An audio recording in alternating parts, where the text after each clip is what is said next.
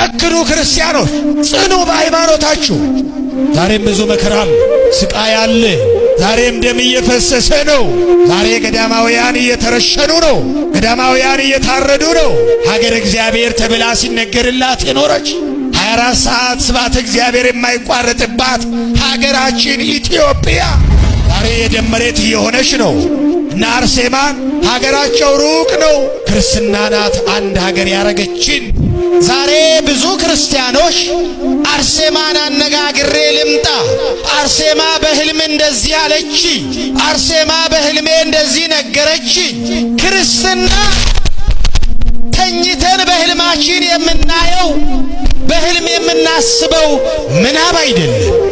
ውበቷን እግዚአብሔር እንዲመሰገንበት ያደረገሽ፣ ደምግባቷን ሃይማኖት እንዲገለጽበት ያደረገሽ፣ ሀብትና ባለጠግነት የናቀሽ ቅድስት ሰማዕትና በረከቷ በሁላችን ላይ ይደርብ። ሕይወት ሰማዕትነት እያስከፈለ ነው። ክርስትና ሰማዕትነትን እያስከፈለ ነው። የሰማዕቷ የቅድስት አርሴማ ምልጃ በረከቷ በሁላችን ላይ ይደርብን። አይሞትም ምስጢር አይደለም፣ ፖለቲካ አይደለም። ኢትዮጵያውያን አለቁ።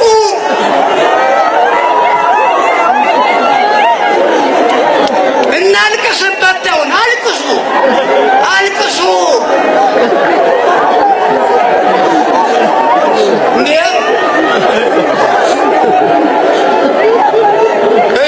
እንግዲህ አንዴ ታገሱ። እኔ እኮ ተናግሬያለሁ ብሶቱን። ወዴት እንጩህ እንዴ? አገር ብለን እኮ ነው። መሞቱ እኮ አልከበደንም። አገራችንም ብለን ነው እንጂ መሞት አይቀር። ግን አገሪቱ እንዴት ትሁን ነው? ምን እናድርግ? እሺ ኢትዮጵያ ንብለከ። እስቲ እንደው እኔም ቅኔ ላበርክት። በሉ አንዴ ዝም በሉ፣ አይዟችሁ።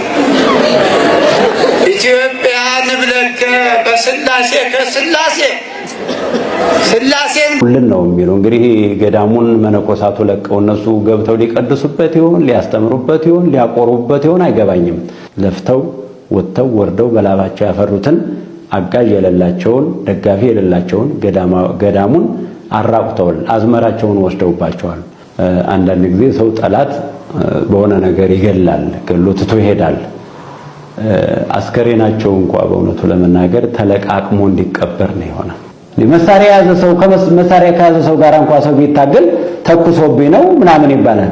መስቀል ከያዘ ይሄንን ከያዘ መቁጠሪያ ከያዘ ቆብ ካደረገ ቀሚስ ከለበሰ ከደካማ በጣም ከመገደላቸውም በላይ ደግሞ የሚቆጨውና የሚጸጽተው የሚያንገበግበው ደግሞ ልክ እንደ ክፉ ሰሪ እንደ ክፉ አድራጊ እንደ ወንጀለኛ በጥይት ተደብድበው የጥይት ወንፈል ያለባቸው ይመስል ሰው ባይሰማኝ ባለስልጣኖች ባይሰሙኝ ይግባይ ለክርስቶስ ስላለሁኝ ይላሉ። እኛ ይግባይ ለክርስቶስ ከማለት በስተቀር ቅድመ ማስጠንቀቂያውንም እኮ ሁል ጊዜ ደወል እንደውላለን እኮ።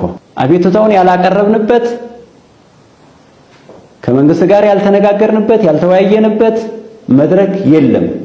ነገር ግን ከተናገርናቸው ነገሮች ሁሉ አንዱም ተፈጻሚ አይደለም። በተናገርን ሰዓት በተናገርን ቁጥር ግን እንደለም የሚይዛቸው አካላት ያሉ ይመስለኛል። በተናገርነው ቁጥር የሚበሳጩ ሰዎችም ያሉ ይመስለኛል። ይሄ ገዳም እንዲህ ያለ ጥቃት ሊደርስበት እንዲህ አዳን ነው ሲባል ሰምተን አናውቅም። ዶክተር አብይ ያለኝ መልእክት ይህ ነው። ይተው፣ እጆትን ያንሱ፣ በሕግ አምላክ የሥርዓት የለሾች ምሳሌ አይሆኑ፣ ሕግወትን ያክብሩ፣ ፓርላማዎትንም ያክብሩ፣ ሲኖዶሳችንንም ያክብሩ። ቤተ ክርስቲያን ሂደን እንዳናለቅስ። እንዴት የሰው ወታደር የቅዱስ ሚካኤልን ደጅ ተኩሶ ይመታል፣ በር ይሰብራል፣ ክርስቲያኖችን ደም ያፈሳል። እግዚአብሔር ያይቦታል። የነገሩንን ይሁኑ፣ አይዋሹን። በእግዚአብሔር ስም አይዋሹን። የኢትዮጵያን ሕዝብ አይዋሹት። አይዋሹት። ቅድም አባቶች እንዳሉት የኢትዮጵያን ቤተክርስቲያን የክርስቶስን ቤተክርስቲያን ማንም አያሸንፋት። ምክንያቱም ራሷ ክርስቶስ ነው፣ መሰረቷም እርሱ ነው። የሐሰት ነቢያቶች ተሰነጠቀ ያሉት መንግስት ያሉት አለት የሰው መንግስት እንዳይሆን እንጂ የኢትዮጵያ ቤተክርስቲያን አትሰነጠቅም።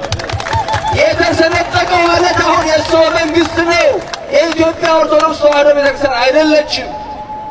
መሰረቷ የነቢያትና የሐዋርያት መሰረት የሆነው ክርስቶስ ነው። እኛ የተወለድነው እዚህ እስኪዩ ሁላችን እዚህ አሁን ኢትዮጵያዊ ያልሆነ በአሁኑ ቋንቋ ብሔር ብሔረሰብ የማይባል ሰው እዚህ የሌላለን ሁላችን እኮ እዚህ ያለ ማን እንዳደረገ ንገሩ። ማን እንዳደረገ ቤተ ክርስቲያን ማለት ክርስቶስ በደሙ ቤተ ክርስቲያን ከቋንቋ በላይ ናት። እስኪ መልሱልኝ። ቤተ ክርስቲያን ከቋንቋ በላይ ናት። ቤተ ክርስቲያን ከነገድ በላይ ናት። ቤተ ክርስቲያን ከፖለቲካ በላይ ናት። ቤተ ክርስቲያን ትናንት ነበረች፣ አሁን አለች፣ ወደፊትም ትኖራለች። ቤተ ክርስቲያን የእግዚአብሔር መንግስት ናት። ዶክተር አብይ የእሱ መንግስት ይወድቃል፣ የእግዚአብሔር መንግስት ቤተ ክርስቲያን ግን ሁልጊዜም ትኖራለች፣ ሁልጊዜም ትኖራለች። ስለዚህ ለዶክተር አብይ ያለኝ መልእክት ይህ ነው። ይተው፣ እጆትን ያንሱ፣ በሕግ አምላክ የሥርዓት የለሾች ምሳሌ አይሁኑ። ሕግዎትን ያክብሩ፣ ፓርላማዎትንም ያክብሩ፣ ሲኖዶሳችንንም ያክብሩ። እንደው ክቡር ጠቅላይ ሚኒስትራችን ትዕግስት ማለት ይሄ ነው። በክርስቲያኖች ደም ነው ወይ የእርስዎ ትዕግስት የሚገለጠው? የባለስልጣናቱ ትዕግስት ይሄ ነው ወይ? የሚሊታሪዎች ትዕግስት እንዲህ ነው ወይ? እኔ ትዕግስትን በዚህ አልገልጸውም። ቸልተኝነት፣ ግዴለሽነት ነው እንጂ ይሄ ትዕግስት ማለት አልችልም። በፍጹም ሊታረም ይገባል ይህ አባባላችሁ። እባካችሁ እባካችሁ አርሙ አርሙ።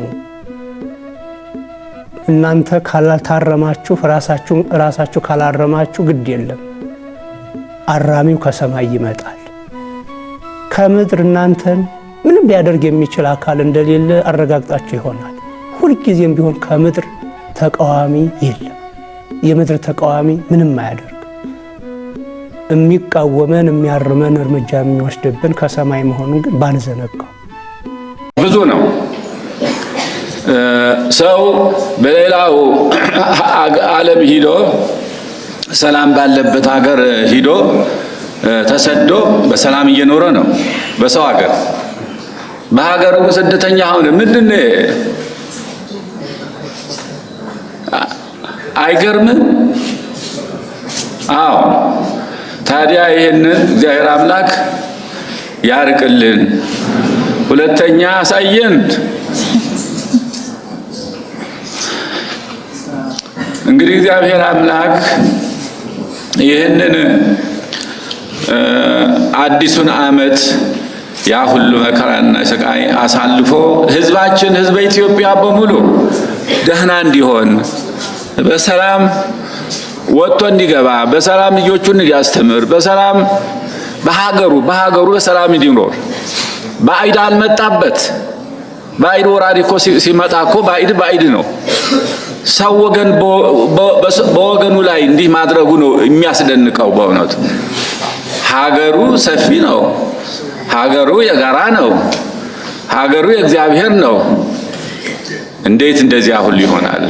ክፉ ሰው እግዚአብሔር የጠላው እግዚአብሔር የማይወደው የሕፃናት ጠላት አጋር ዛሬ ኢትዮጵያ አለ።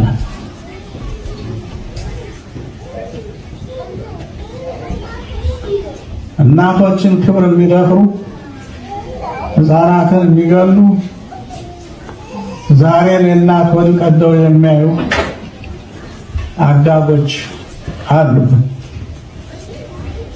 እነዚህን ሰፋ አድርጌ ማስተማር ይገባኛል ብዬ አምናለሁ። ሰሚ ካገኘሁ የሚሰማኝ ካገኘሁ ይህ ባለመሆኑ ይህ ባለመጠበቁ የኮድ ስም አማራ የሚባል ተሰጠ። ውጊያው ግን ከተዋህዶ ሃይማኖት ልብ በሉ። አማራ የኮርስም ነው የሚያጠቋት ያለ ይችን ንጽሕት ሃይማኖት ነው። ግን የእግዚአብሔር ጥበብ ይገርመኛል። ከዚያ እያጠፏት ከዚያ ራሷን እያሉ እያነደዷት ከዚህ ደግሞ መጥታ ዋይት ሃውስ ላይ ደግሞ መስቀሏን አቁማለች።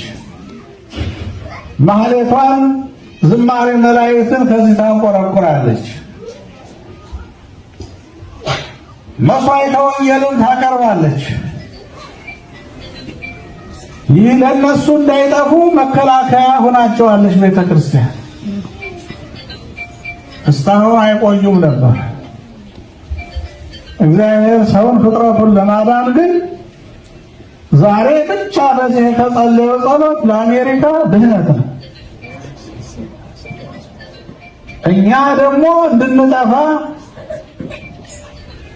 ግፊቱ አሰራሩን እየሰማችሁት ነው። ታርጌቱ ዛሬ አንደኛ ገዳማውያንን መበተን፣ መነኮሳት በገዳም እንዳይኖሩ፣ ከተማ እንዲገቡ፣ እንዲዋረዱ፣ ክብራቸው እንዲያጡ ማድረግ